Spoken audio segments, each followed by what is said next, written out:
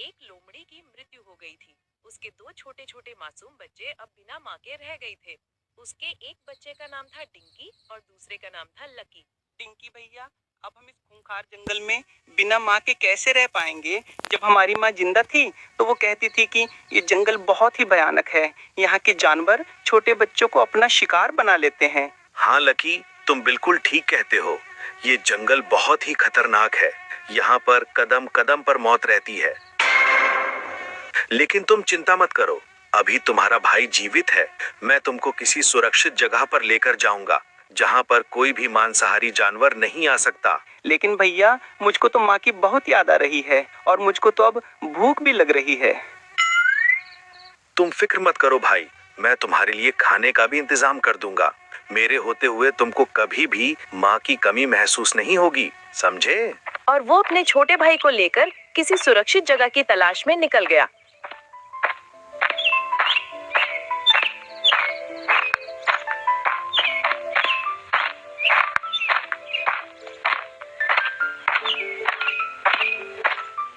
तभी उसको रास्ते में एक बूढ़ा शेर मिल गया, जिसे देखकर दोनों बच्चे काफी डर गए।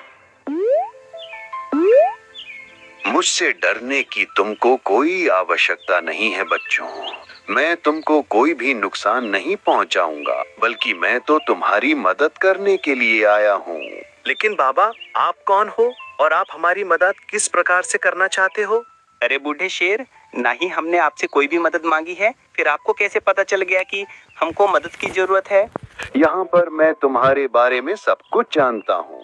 तुम दोनों की माँ की अभी अभी मृत्यु हो गई है और तुम खूंखार जानवरों से बचने के लिए किसी सुरक्षित जगह की तलाश में हो। मैंने ठीक बताया है ना तुम्हारे बारे में? हाँ बाबा, आपने बिल्कुल ठीक बताया है, लेकिन आपको हमारे बारे में इतना सब कहाँ से पता चला? मैं तुम्हारे बारे में सब कुछ जानता हूँ। मुझको तो यह कोई ठग लग रहा है, कहीं हमको अपनी बातों में फंसाकर अपना शिकार न बना ले। मैंने कहानियों में देखा है, जब बूढ़ा शेर शिकार नहीं कर पाता तो वो ऐसे ही जानवरों को अपनी बातों से बेवकूफ बनाकर उनका शिकार कर लेता है।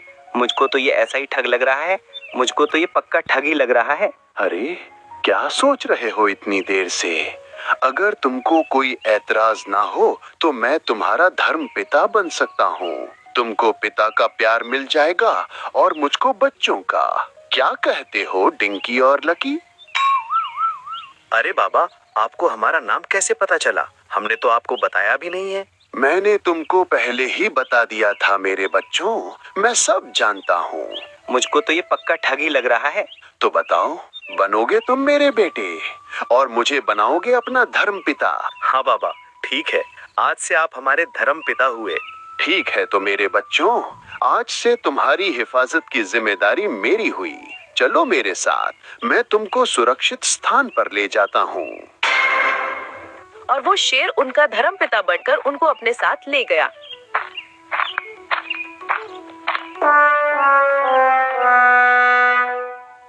और वो काफी चलने के बाद एक सुंदर से जंगल में पहुंचे।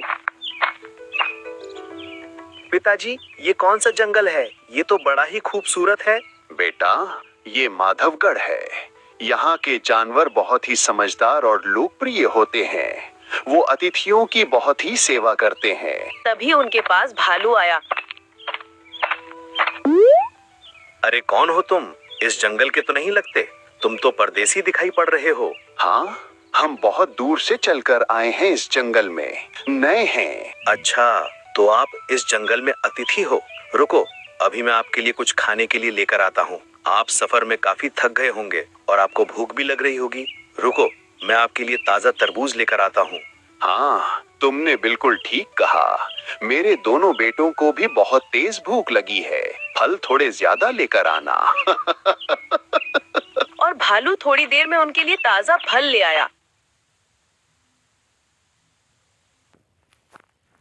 करप्शन से तेजस्वी कभी भी कॉम्प्रोमाइज नहीं करेगा। तेजस्वी की परछाई भी अगर गलत काम करेगी तो उसको भी तेजस्वी। भालू थोड़ी देर में उनके लिए ताजा फल ले आया।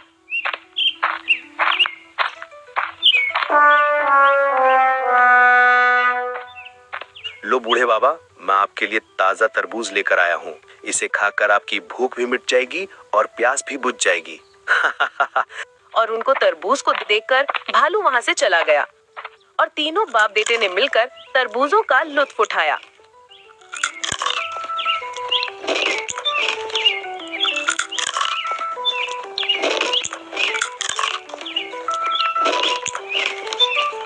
अरे वाह पिताजी, वाकई इस जंगल के तरबूज तो में बहुत मीठे हैं और यहाँ के जानवर बहुत अच्छे हैं।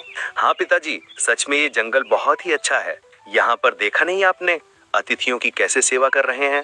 अगर हमारे जंगल में कोई अतिथि आ जाए, खाने की तो छोड़ो, उसको पानी तक नहीं पूछता कोई। और अगर वो किसी शिकारी जानवर के हत्थे चढ़ जाए तो फिर उल्टा उसको ही खा जाते हैं। इतना खतरनाक जंगल है हमारा तो। हाँ सच में ये बहुत ही खूबसूरत जंगल है। काश मैं ऐसे जंगल का राजा होता। क्या कहा तुमने? राजा होते?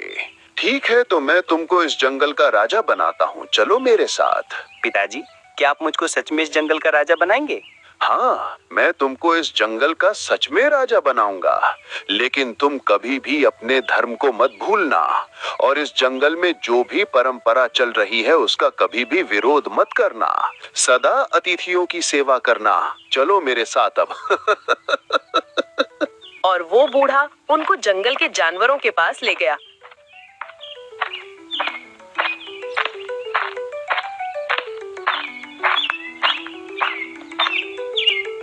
तुम सभी मेरी बात को ध्यान से सुनो।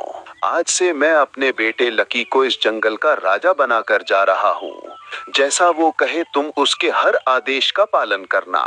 और बेटा लकी, तुम भी अपने धर्म पर ही रहना और जैसा इस जंगल में कानून बना है उसको ऐसे ही रहने देना। उसके साथ कोई भी छेड़खानी मत करना। अच्छे से इस जंगल में राज करो। अब मैं तुम्हारे भाई को लेकर जा रहा हूँ। ठीक है पिताजी, मैं आपकी हर आज्ञा का पालन करूंगा।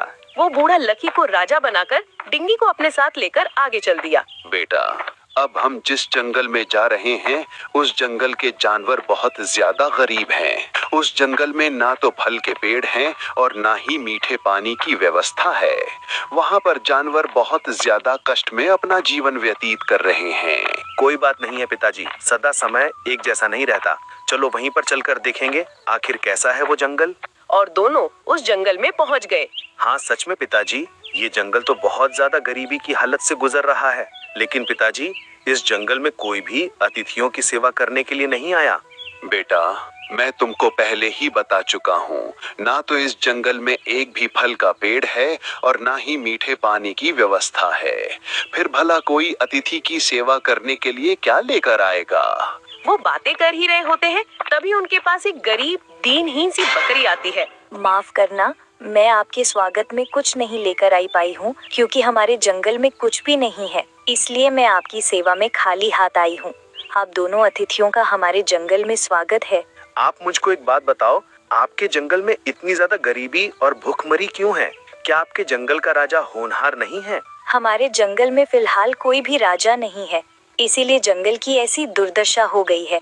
इसका एक ही कारण है कि हमारे जंगल में कोई भी मेहनती राजा आज तक नहीं आया है जो अपनी मेहनत से इस जंगल में फलों के बाग लगाए और मीठे पानी के कुएं खुद खोदे और जंगल की हर एक चीज को खुद अपने पसीने की मेहनत से उगाए। अभी तक ऐसा राजा कोई मिला नहीं है और यही कारण है कि जंगल की ऐसी दुर्दशा है। तभी बूढ़े ने अपने बेटे से कहा, बेटा, क्या तुम इस जंगल के राजा बनना चाहोगे? हाँ पिताजी, मैं इस जंगल का राजा अवश्य बनना चाहूंगा और मैं इस जंगल को अपने खून पसीने की मेहनत से हरा भरा और खुशहाल कर दूंगा। एक बार फिर सोच लो बेटा, ये जंगल बहुत ही ज्यादा गरीब है और तुमको यहाँ पर पूरा जीवन मेहनत करनी होगी, तब जाकर ये जंगल खुशहाल होगा। मैंने अच्छी तरह से सोच लिया है पिताजी। अब इस जंगल को मैं अपने खून पसीने की मेहनत से ही खुशहाल करूंगा और यहाँ पर आपको जंगल के हर कोने में फलों का बाग मिलेगा और मीठे पानी की व्यवस्था भी मिलेगी। ठीक है बेटा, लेकिन कभी भी अपने धर्म को मत भूलना और जानवरों की अच्छे से सेवा करना। जाओ, तुम इनको ले जाओ और अपने जंगल का राजा बना दो। ठीक है बूढ़े बाबा, अब से ये हमारे जंगल के नए राजा हुए। फिर वो बूढ़ा शेर अपने दोनों बेटों को राजा बनाकर वहां से चला गया।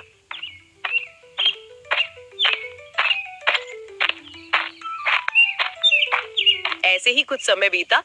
मुझको माफ करना, मैं अपनी मेहनत में ज्यादा ही व्यस्त था, तुम्हारा नाम पूछना भी भूल गया।